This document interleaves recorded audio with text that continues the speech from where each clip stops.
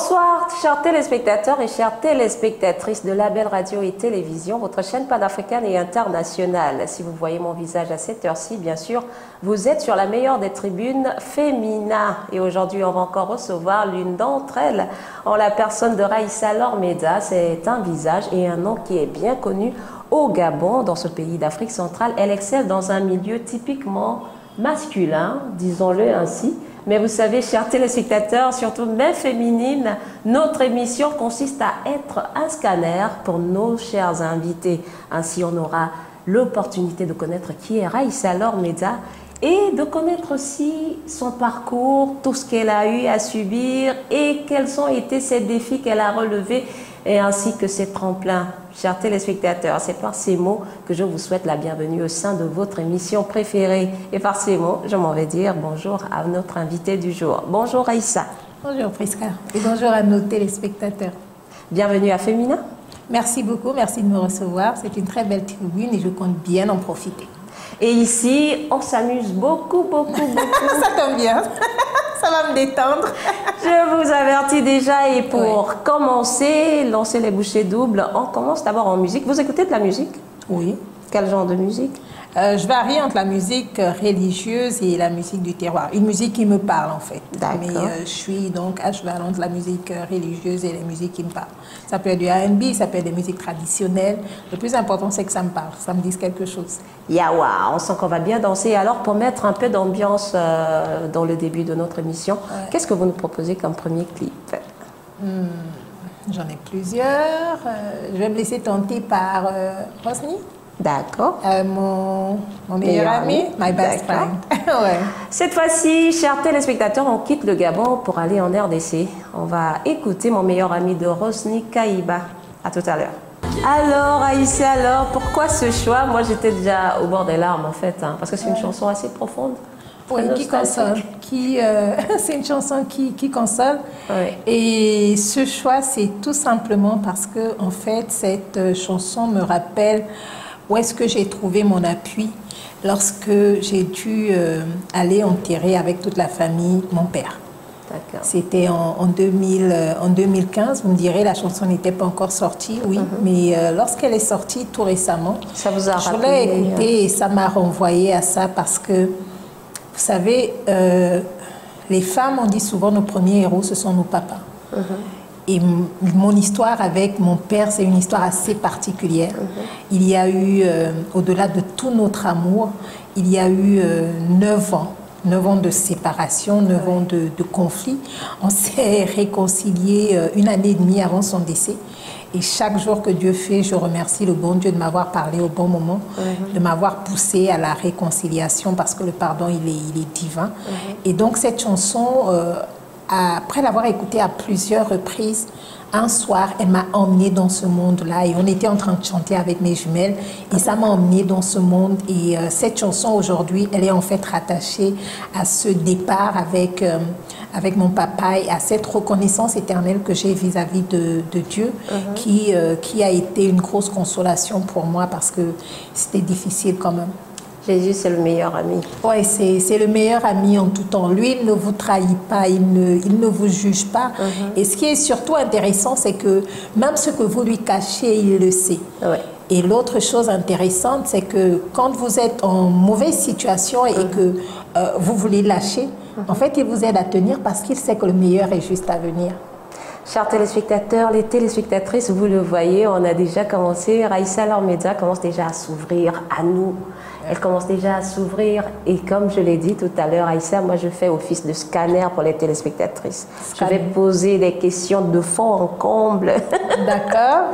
Et jusqu'à titiller un peu Raïssa parce qu'il y a des téléspectatrices qui se posent des questions au quartier. On la voit souvent passer, c'est qui exactement? Donc du coup, je vous pose déjà la question. Qui est Raïssa Lormeda? Raïssa Lormeda, tout le monde voit la journaliste, la journaliste de sport, il faut préciser, parce que c'est en ça certainement que je marque la grosse différence.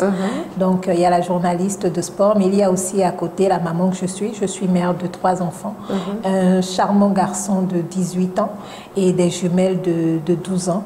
J'en suis fière parce qu'ils m'aident et ils ont accepté le métier que je fais, qui est un métier difficile. Je suis membre d'une famille de... Vaut mieux que je ne vous compte pas, on va se limiter aux enfants de mon père et de ma mère, on va dire qu'on est 8. Ouais. Je suis la deuxième de cette famille. Et puis voilà, je suis arrivée dans la communication par surprise et par défi. J'aurai peut-être le temps de raconter. Je me suis plu dans le milieu et ça fait en sorte que j'arrête avec l'université. C'était quand même une époque où il y avait beaucoup de grèves. Donc j'ai arrêté avec l'université. J'ai choisi la communication. Je me suis plu là tout simplement et depuis, ça a fait 20 ans en avril 2021. Donc depuis 20 ans, je suis dans le monde de la communication et depuis 16 ans, 16 ans, je suis dans le journalisme sportif. Je suis enfant de flic, donc j'ai appris d'abord à l'école publique de la FOPI. D'accord. Avec la discipline et la rigueur, c'était à l'époque de Tonto Osiali, de Jean Boniface, du général Jean Boniface Asselé, c'était les généraux. Donc j'ai commencé au primaire à la FOPI, j'ai fait du CP1, du CP2 au CM2. Ensuite, je suis allée au lycée national Léomba. Et après le lycée national Léomba, du fait des fonctions de mon père qui avait été nommé commissaire à Port-Gentil, je suis allée poursuivre au lycée Ambouroué-Avaro, lycée d'État de Port-Gentil. Je suis revenue ici, j'ai fait le lycée d'État de l'Estuaire. Après le lycée d'État de l'Estuaire, j'ai obtenu mon bac là-bas et je suis allée en études ibériques, département études ibériques à l'université Omar Bongo. J'ai fait 2 ans. Ensuite, la communication s'est offerte à moi et j'ai plongé en plein. Après, ça a été des formations, etc., sur lesquelles Ce fut une alternative alors, la communication, mais de prime abord, vous vouliez faire quoi? De prime abord, je voulais être comme Marie-Madeleine Boranso. Waouh! Ouais, je vous le dis tout court. Je voulais être comme la Cour constitutionnelle. Je voulais être comme Marie-Madeleine Boranso. Ah d'accord. Ouais, je voulais faire ces études-là et aller le faire au Canada, aller faire mes études au Canada, mais il se trouve malheureusement qu'un souci de santé, c'est traditionnel, un souci de santé a empêché que mon père accepte de prendre le risque de m'envoyer très loin, parce qu'il voulait m'avoir sous la main avec maman. Donc je n'y suis pas partie, je me suis retrouvée en études ibériques. Et puis Dieu avait d'autres desseins pour moi, études ibériques, communication, voilà quoi. J'ai passé un casting à Espace Jeune, pour Espace Jeune. J'ai été retenue et c'est là que tout a commencé. Votre véritable histoire avec le sport, racontez-nous cette passion. Est-ce que vous aimiez déjà le sport dans votre jeunesse? Dans ma jeunesse, j'étais sportive. Je n'ai pas fait de sport de haut niveau, on ne va pas se mentir, mais j'étais sportive, c'est-à-dire sur l'athlétisme, vous me voyez de temps en temps, la gymnastique aussi que j'aimais, un peu le basket. Mais le basket, c'était parce que c'était le sport que tout le monde jouait au quartier, en fait, d'accord? Tout le monde se prenait des Jordan, etc. On se prend pour Jordan, on se prend pour... Donc le basket, je faisais quelques passes, mais c'était pas ça. J'étais surtout sur l'athlétisme. Après... je n'étais pas une si grosse sportive. Et puis, il faut dire que quand je commence à la télévision gabonaise, vous savez que Gabon, RTG1, parce que c'était RTG1, nous on est la génération RTG1, on revendique. Alors, RTG1 a été fermé en 2004. Le 6 février 2004, parce que j'avais accouché en décembre 2003. Le 6 février 2004, on a fermé la RTG. Et avant qu'on ne ferme, j'étais Espace Jeune.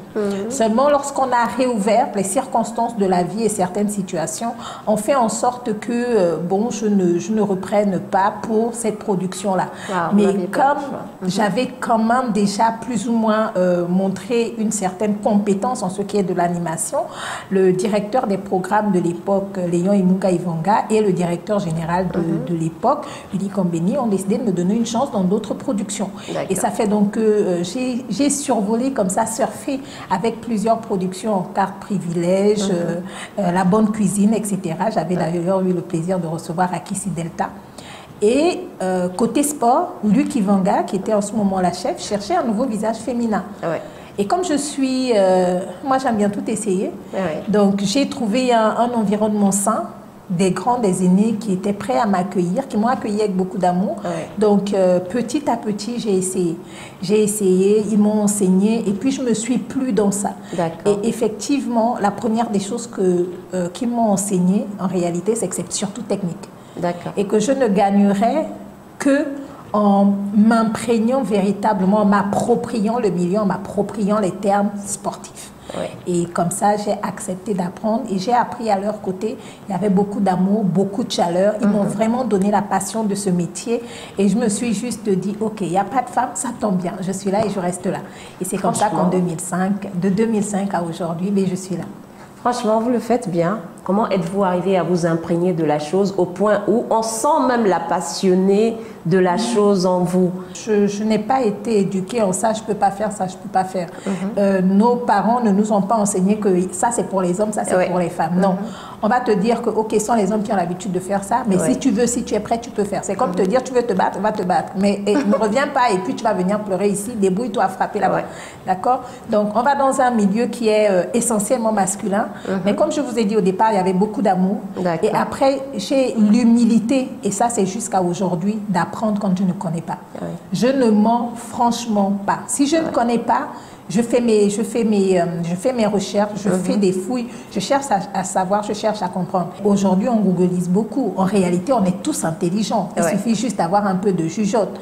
D'accord? Donc, si vous avez un plateau à préparer, vous le préparez sérieusement. Vous regardez qui sont vos invités et vous n'allez pas là-bas pour paraître ridicule. Chaque fois que moi, j'ai une émission à présenter, je me dis qu'il y a des femmes qui me regardent. D'accord? Il y a des hommes qui vont me juger pour ceux qui ne me connaissent pas, mais il y a des femmes qui me regardent. Il y a peut-être une jeune fille qui est assise quelque part et qui voudrait faire ce que je fais, mais à qui on a souvent dit que c'était impossible. Donc, lorsque je suis à la présentation, je pense que je suis investie dans le devoir, celui de bien faire, sans paraître la plus cultivée, sans paraître celle qui détient toutes les vérités, mais je fais au moins en sorte de bien faire, être cultivée comme il faut, avoir la connaissance qu'il faut dans un domaine bien précis et surtout, donner du plaisir aux téléspectatrices d'abord, de l'autre côté, et puis après satisfaire l'ensemble des téléspectateurs. On sait que le milieu professionnel n'a jamais été un long fleuve tranquille. Quand même, vous aviez eu des défis à relever. Une anecdote, par exemple? Oui, il fallait que je survive. Après la mort de ma maman en 2009, je vous promets, le monde s'est effondré. Le monde s'est véritablement effondré. J'ai été combattue à plusieurs niveaux. Même professionnellement, ce n'était pas facile. Disons que si je n'avais pas le moral pour lequel je remercierais toujours mes parents, mon père notamment, si je n'avais pas ce moral, j'aurais certainement jeté l'éponge. D'accord? Parce que vous êtes là et puis ça ne fait pas forcément plaisir à tous les hommes de vous avoir là. Et en plus de se rendre compte que vous êtes tenace. Ça ne fait pas touchait que les hommes? Ça ne fait pas. Oui, parce que les femmes, j'avais réussi à fédérer autour. J'étais un peu l'héroïne. L'héroïne, voilà. J'étais un peu l'héroïne. J'étais un peu, comme qui dit... celle qui va et puis qui fait l'expérience pour tout le monde. Après, elle vient vous raconter, quoi. D'accord? Elles étaient protégées au maximum. Après, elles ne faisaient pas plus que moi. Moi, je voulais être sur les plateaux de télé. Je voulais pas être simple figurante. Je voulais être sur les plateaux de télé. Je voulais être sur les analyses. Je voulais être sur de gros sujets. Et je voulais bien faire. Donc, elle ne dérangeait pas tant que ça. Mais c'est les hommes qui, parfois, se sentaient plus ou moins menacés. Après, on se rend compte que vous avez beaucoup trop de caractère. Donc, vous êtes dans un milieu masculin. On veut essayer de vous éteindre. On veut essayer de vous dominer. Mais pourtant, ce sont les mêmes hommes qui vous ont formé, vous disiez? Non, pas ceux qui m'ont formé, ceux d'après. Je n'ai eu aucun souci avec la génération qui m'a formée. C'était une très belle génération.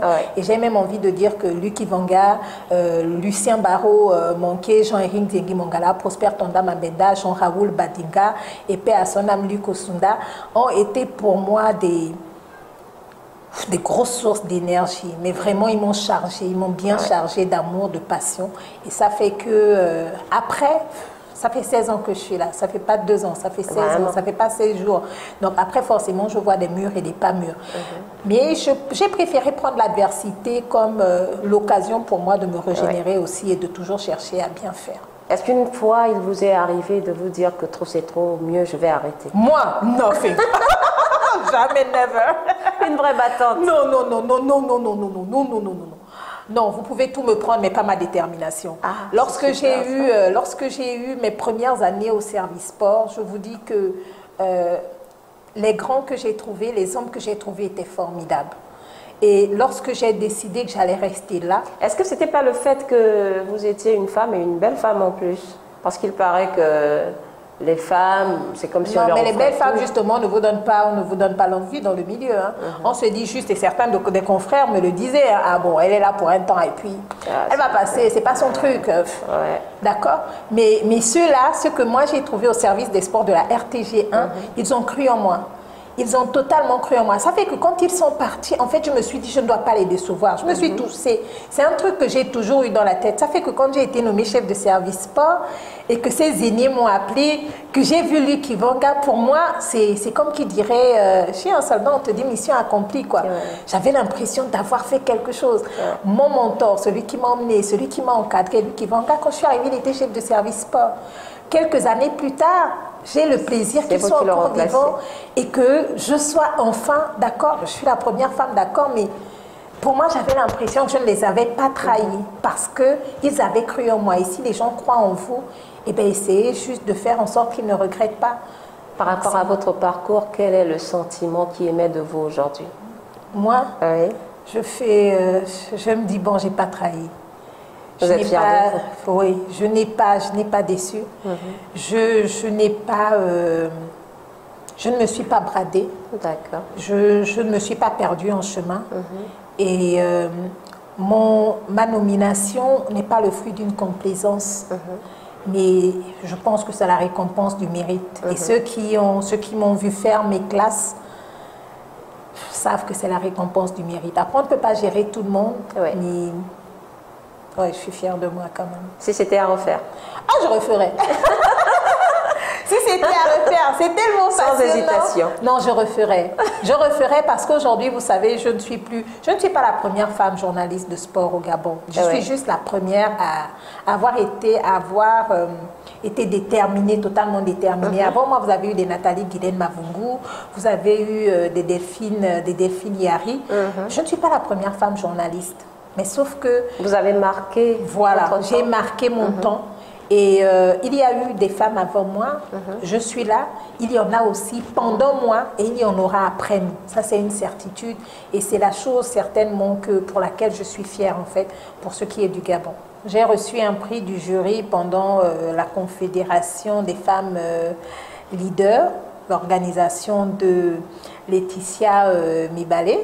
Et d'abord, c'est même après cette distinction que j'ai aussi eu ma nomination. Quel autre prix? Je pense que c'est ça. Pour l'instant, oui, c'est ça. En dehors de mes prix scolaires, pour l'instant, je pense que c'est ça. À toutes ces femmes qui vous regardent et qui aimeraient faire, surtout les plus jeunes, qui aimeraient faire comme vous, que leur diriez-vous? Qu'il faut déjà qu'elles sachent pourquoi elles viennent le faire. Après, m'avoir comme modèle, c'est très bien. Mais il faut que chacune examine son moral. Parce que c'est bien, je souris, je suis comme qui dirait sereine, confiante, sûre de moi. Mais j'épargne le côté obscur de tout cela. J'épargne tout ce par quoi j'ai dû traverser. On ne se rappelle que des bons moments. Donc, toutes celles qui veulent faire comme moi, c'est possible. À condition qu'elles en aient vraiment envie, mais surtout aussi derrière, à condition qu'elles soient prêtes à faire les sacrifices pour ça. Parce que quand vous êtes une femme dans un milieu d'hommes, il faut comprendre que vous le vouliez ou non, et ce n'est pas juste une phrase en l'air, vous travaillez 7 fois plus. Vous avez l'obligation de travailler 7 fois plus. Un exemple de vos sacrifices, par exemple? Par exemple, c'est apprendre qu'Anthony Obam, le vice-champion olympique de 2012, vient d'être sacré également champion du monde à Puebla en 2013, et puis décidé d'aller faire un film, d'aller interviewer Anthony parce qu'il était en vacances ici. Et donc on y va avec mon caméraman de l'époque, mon technicien de l'époque, c'était un peu un complice. Donc on y va chez Anthony, on vient pour une interview, on se rend compte qu'on a affaire à une famille de sportifs, une famille extraordinaire, etc. Un bel exemple de famille unie. Et puis donc on fait l'interview à tout le monde. Et puis je regarde mon technicien et je lui dis, tu sais quoi? Il me dit quoi? Il me fait, non, ne commence pas. Je dis si. Il dit non, ne commence pas. Je dis si. Il dit non. Je dis si. Il dit non, on ne va pas faire un magazine. Vous connaissez en fait. Et puis je lui fais, si, on va faire un magazine.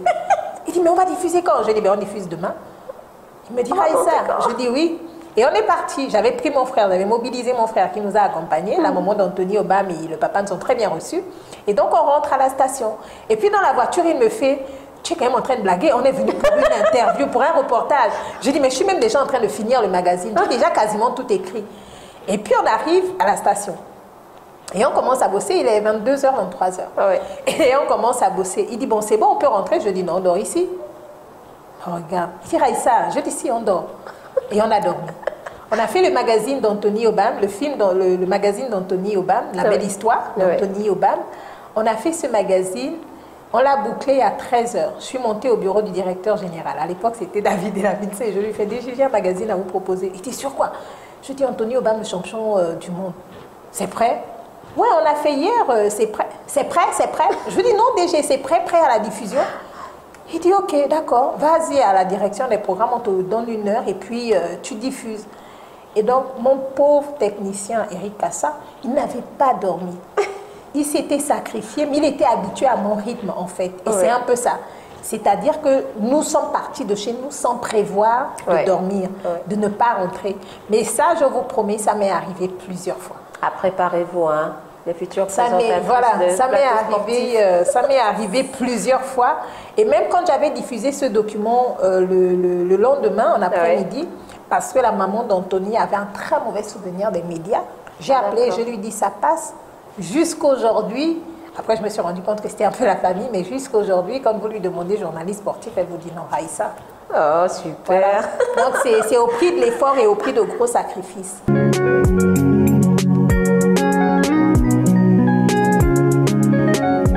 Par rapport à cette anecdote, vraiment, c'est l'image que j'ai toujours eue de vous, une femme qui est toujours au four et au moulin, toujours pressée, pressée, pressée. Je vais poser la question, Raïssa Lormedza, c'est quel genre de femme? Lorsqu'on trouve Raïssa Lormedza à la maison. À la maison? Alors c'est. Sinon, en général, oui, mais on englobe. Oui, à la maison, on peut commencer. À la maison, ça dépend. Si vous me trouvez avec mes enfants, je suis forcément en train de crier, en train d'essayer de ranger quelque chose que je n'ai peut-être pas contrôlé pendant la semaine, en train de vérifier des choses, en train de crier sur tout le monde parce que je veux qu'il y ait un certain rangement, parce que je veux qu'on fasse des choses.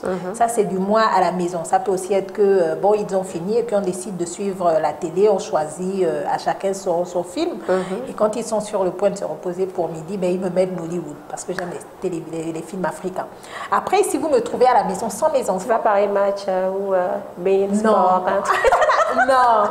Non. Je suis plus les émissions de sport françaises quand l'équipe de France est engagée, sinon une sélection, il y a une compétition pour l'équipe, parce qu'après, ça me permet de choper les idées et puis de me renseigner, oui.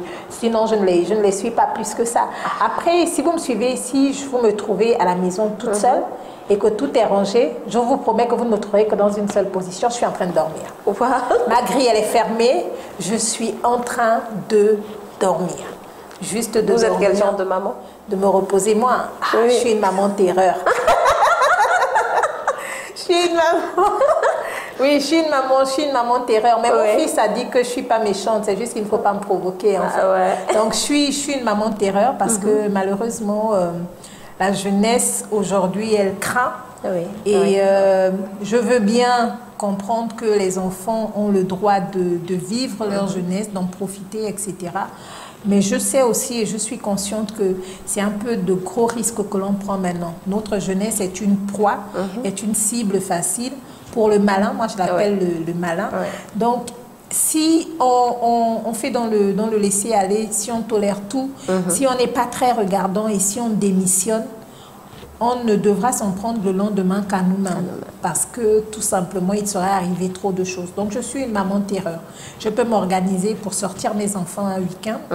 Tout comme aussi, je peux décider que personne ne sort parce que tout simplement, je veux voir des choses, je veux contrôler des choses ou je suis fâchée sur quelque chose. Et puis là, je marque cela clairement. Mais je suis une maman terreur pour guider mes enfants, mais je suis maman hyper protectrice. Il ne faut pas toucher à mes enfants. Ah oui. Quel genre de partenaire pour son conjoint? Je suis un genre de partenaire avec l'âge. Très coriace, oui. En amour, vous ne pouvez plus. En fait, quand vous êtes dans une relation à deux, à un certain moment, vous ne pouvez plus vous permettre de ne faire qu'à votre tête et d'emmener votre caractère au premier degré. En réalité, dans la relation à deux aujourd'hui, ça va sur le compromis. Parce que, vous savez, avec toute la pression qu'on vit au boulot, franchement, on n'a pas envie de rentrer et puis de se faire chier. Je vous promets. C'est vrai que tous les jours de la vie ne seront pas roses, mais on n'a pas envie de rentrer forcément et de se faire chier. On n'a pas envie de retrouver son partenaire et forcément de se faire chier. Donc aujourd'hui, je suis peut-être très conciliante. Il y a des choses que je n'acceptais pas par le passé et que je peux accepter aujourd'hui. Il y a des compromis que je ne faisais pas, que j'accepte de faire aujourd'hui. Après, le plus important pour moi, c'est le respect. C'est aussi qu'on sache se dire la vérité. Je préfère une vérité qui va me blesser, mais on la gère, plutôt qu'un gros mensonge qui va me sortir de mes gangs. Après, il faut derrière que l'on puisse chacun apporter quelque chose à l'autre et dans la vie de l'autre. Si mon partenaire n'est pas pour moi un soutien, je ne vois pas l'utilité pour moi de l'avoir à mes côtés parce que ma vie, c'est une vie de pression. Je vis la pression à tous les niveaux. Professionnel, je vis la pression familiale parce que nous, on est des orphelins aujourd'hui. J'ai mes frères et sœurs à gérer. J'ai des situations à gérer. On se gère dans ça. J'ai mes enfants aussi à gérer. Donc, il faut qu'on se complète. Lorsque vous êtes dans votre petite bulle, rien que lui et vous. Voilà. Il y a des jours où j'ai besoin qu'on me fasse plaisir. Et là, il faut essayer de me faire plaisir. Il y a des jours aussi où l'autre peut avoir envie qu'on lui fasse plaisir. À ce moment-là, vous partez du boulot plus tôt parce que, bon, il faut peut-être faire la cuisine pour essayer de faire le mets préféré de monsieur. Il faut peut-être faire ci ou peut-être faire ça en sachant que ça va lui faire plaisir. Mais disons qu'aujourd'hui, je suis une partenaire... co-entrepreneur, co-fondateur. La relation à deux, c'est une entreprise et on décide à deux si on la fait marcher ou pas. L'amour, c'est bien, c'est vrai, mais il faut regarder ce qu'on met autour de l'amour. Est-ce que c'est nécessaire? Parce qu'il y a des relations qui peuvent être toxiques. Je ne conseille à personne d'être dans ça. Il faut avoir des relations où on se sent bien.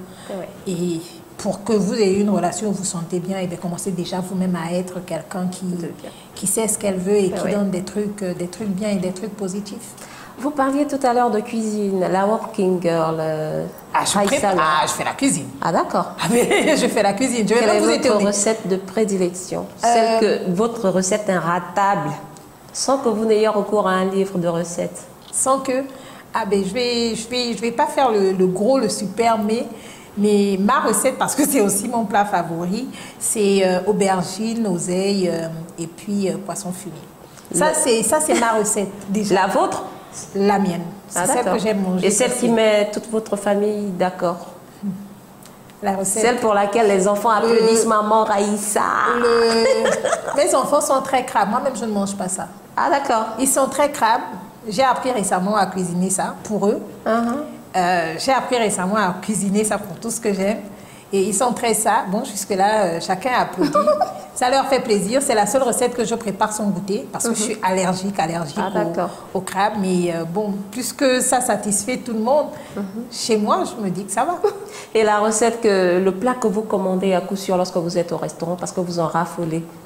Attiéké poisson. Et on va en Côte d'Ivoire.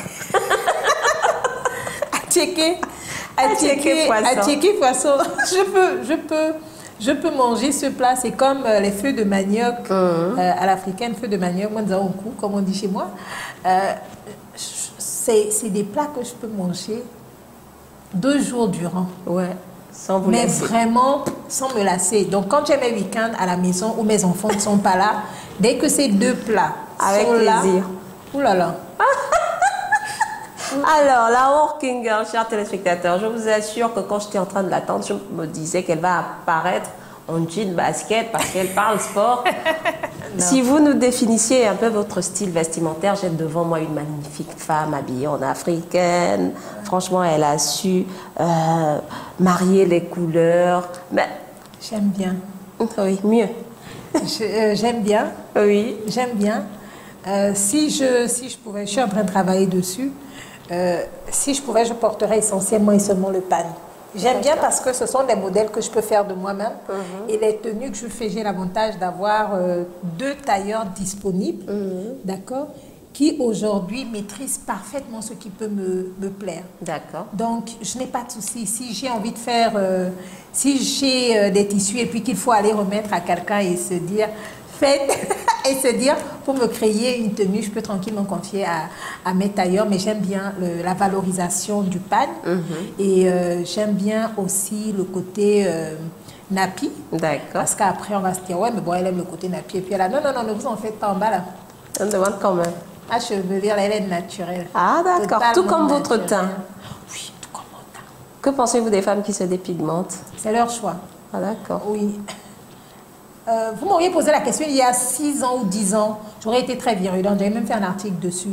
Mais aujourd'hui, vous savez, on ne connaît pas les problèmes que les gens ont en réalité. Oui. Parfois, la femme que vous voyez se dépigmenter, c'est beaucoup de problèmes dans sa tête, qu'elle essaye peut-être de résoudre. C'est des complexes. Si ça peut l'aider et la maintenir en vie, il y a des risques. Il y a suffisamment de campagnes de sensibilisation, etc. sur la dépigmentation. Mais je ne vais pas aller les juger. Elles ont fait leur choix. Elles savent les risques qu'elles encourent. Elles sont majeures et vaccinées. Mesdames, bonne chance. Alors Aïssa, avec toutes ces occupations multiples, est-ce que vous avez le temps de vous divertir? Oui. Vous allez en boîte? Non, pas en boîte. J'ai arrêté d'aller en boîte en 2003, je pense. 2003, ou avant la naissance de mon fils. Vous aimiez quand même? Oui, j'aimais beaucoup le Diabolo, le 204.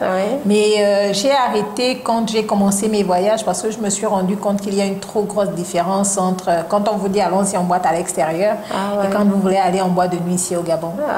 Quand ici au Gabon, ça tient sur une pièce, une grande salle, etc. Mais quand on vous dit dans certains pays allons-y en boîte, my God. Et quelle est votre distraction actuelle? Le boulot. Ah d'accord. On se distrait au boulot, hein? Ah, je savais. Oui, quand je peux créer, on fait ça comment? Mais vous créez. Quand vous pouvez créer, quand vous créez, souvent vous créez ça comment? Mais j'invente des choses. Je suis là assise et puis je me dis, là il y aura les Jeux Olympiques par exemple. On n'avait pas de plateau prêt. Je vais vous dire, je me suis dit, et puis je me suis dit, ah non, il y a les Gabonais qui vont aller là-bas.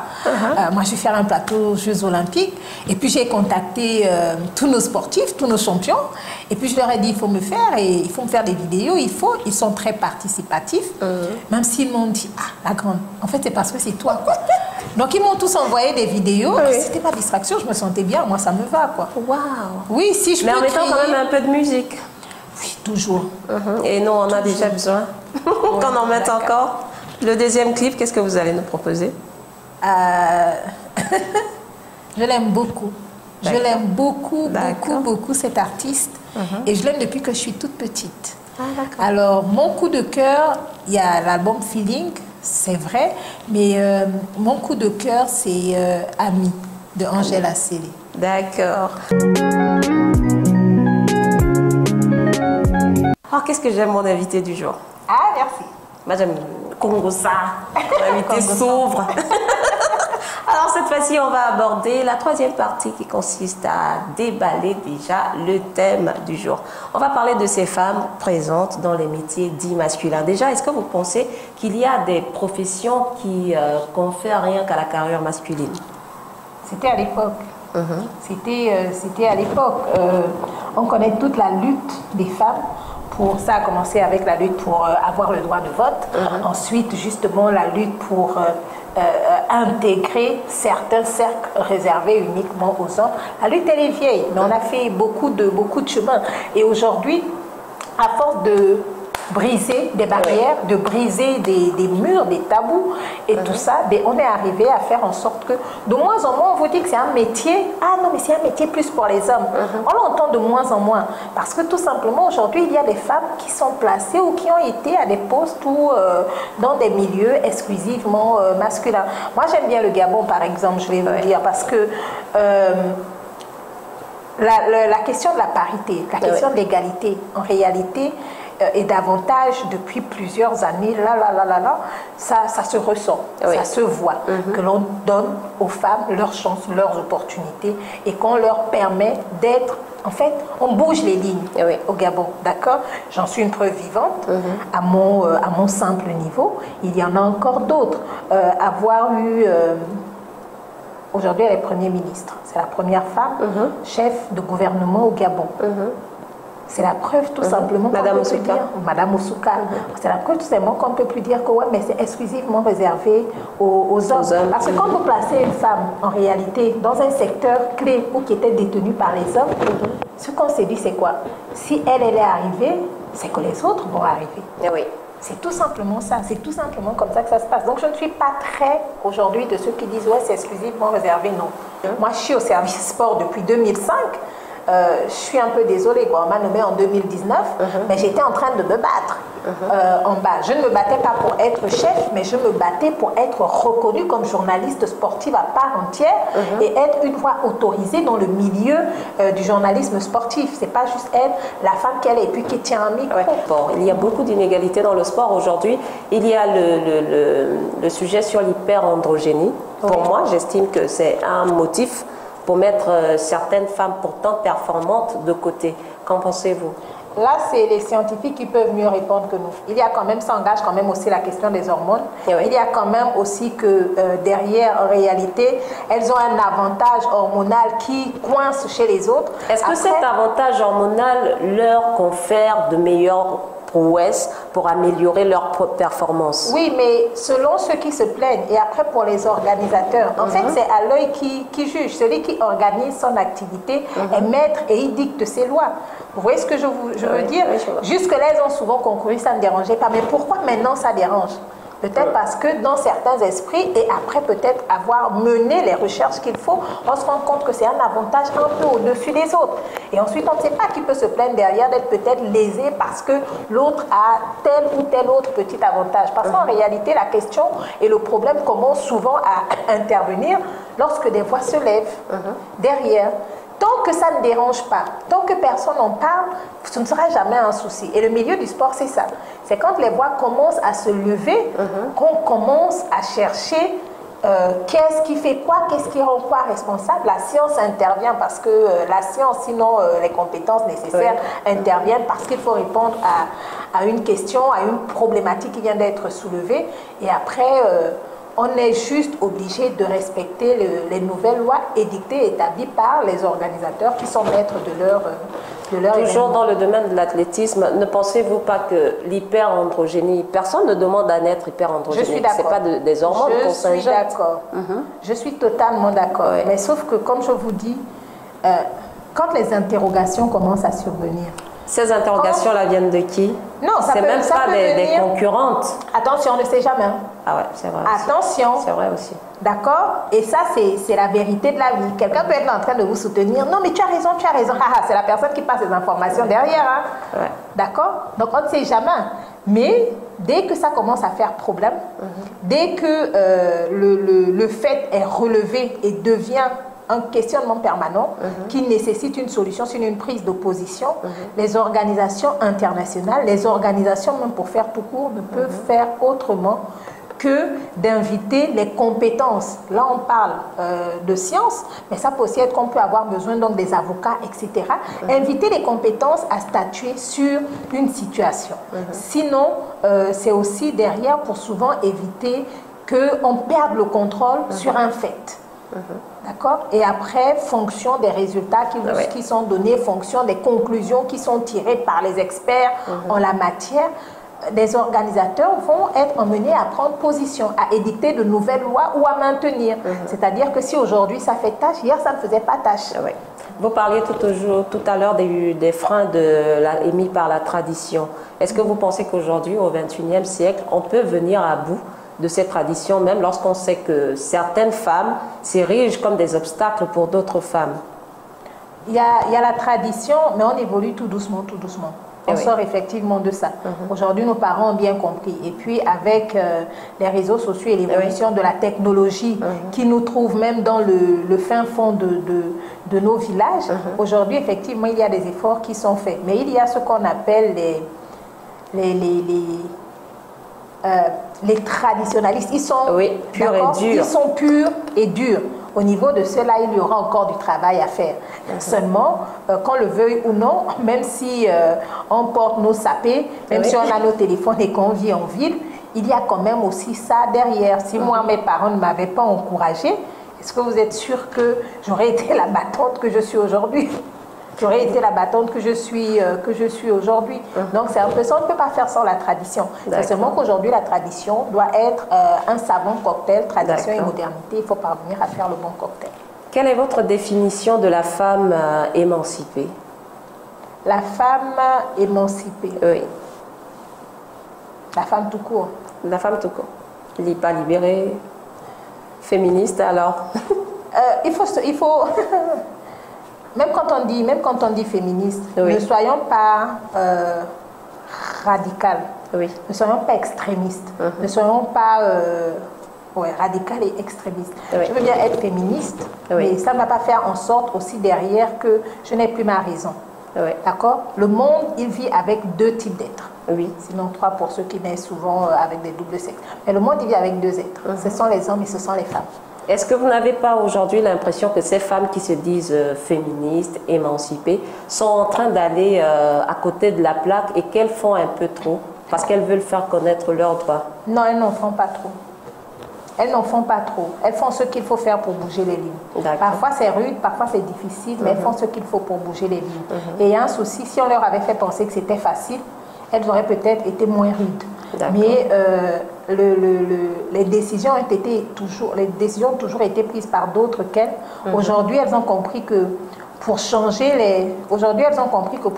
le monde, pour changer les lignes, pour contribuer et pour être présente et visible, eh bien, il faut qu'elles se bousculent véritablement pour être assises à la table des décisions. Parce que ça ne sert à rien de juste dire je veux changer, et puis quand arrive le moment de décider, eh bien, c'est pas vous qui décidez, c'est d'autres personnes. Donc ces femmes veulent juste être présentes, veulent juste faire entendre leur voix, être là quand les décisions se prennent et être sûr qu'on prenne des décisions qui justement au finish sont des décisions qui ne lèsent pas grand monde, qui ne les laissent pas, surtout parce que la marche a été longue. Hein. Alors Aïssa Lormeda, pour conclure sur le thème, est-ce que vous pensez qu'on peut concilier modernité et tradition pour que les droits des femmes soient véritablement respectés aujourd'hui? Vous prenez ce qui est bon de part et d'autre, vous assemblez et c'est très bien. C'est le bon cocktail, c'est le cocktail réussi, tout simplement. C'est quoi? C'est comme si on vous dit aujourd'hui, voilà, c'est ce que je prenais comme exemple. Si vous êtes avec quelqu'un, c'est une affaire de compromis. Oui. D'accord? Je suis enfant de ce siècle. Mes parents, ils ont vécu leur époque, etc. Mais est-ce que je vais aller brusquer mes parents pour leur dire changeons les choses? En sachant très bien que nous ne sommes pas de la même, nous n'appartenons pas à la même génération. Mais il faut expliquer, il faut juste trouver le bon milieu pour savoir dire les choses et savoir faire le mélange qui correspond et qui permet à tout le monde de trouver son compte et d'être satisfait. Alors, chers téléspectateurs, surtout les téléspectatrices, on espère que vous avez été satisfaits de tout ce qu'a dit Aïssa Lormeda sur le thème du jour.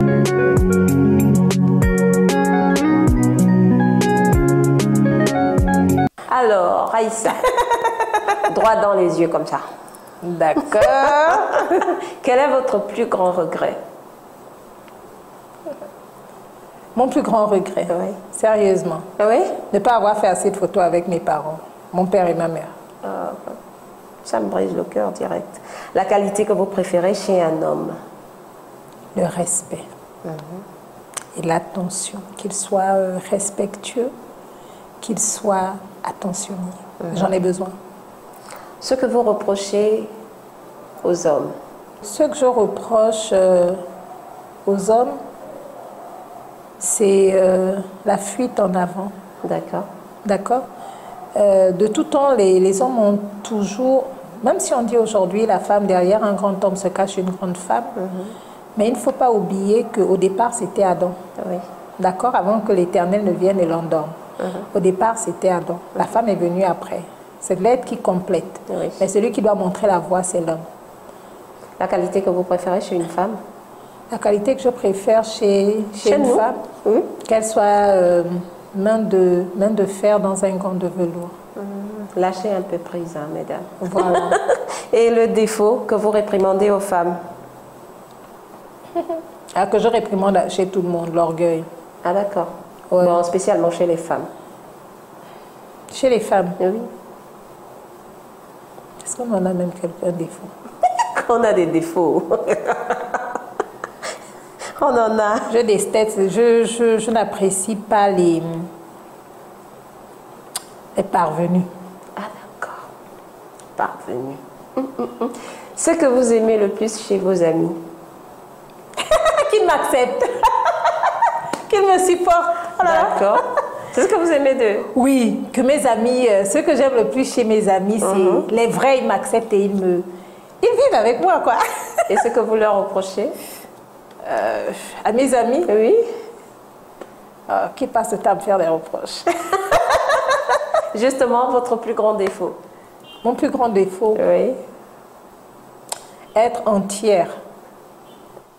Oui, être entière, je suis à fond dans mes relations, à tous les niveaux, hein, professionnel, familial, à tous les niveaux, je suis à fond.